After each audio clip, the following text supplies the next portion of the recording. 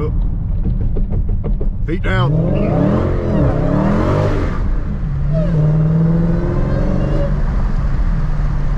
These tires have no life on them.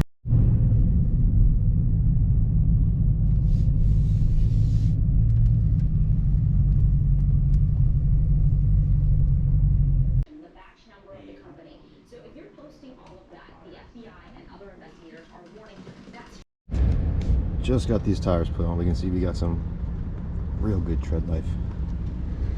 Should be great.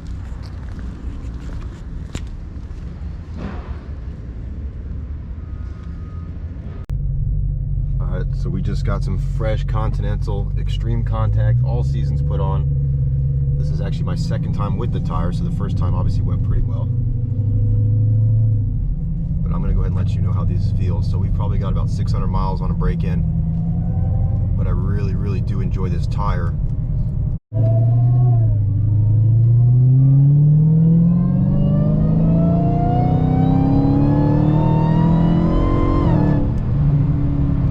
New tires on now, and I gotta say that the feeling it's night and day. I mean, the last set was completely bald just about, and there's so much more steering response back in the vehicle. And now I must say, I find the Extreme Contacts, although I have not compared them to too many tires, they are a softer ride, and this is what other people have said as well.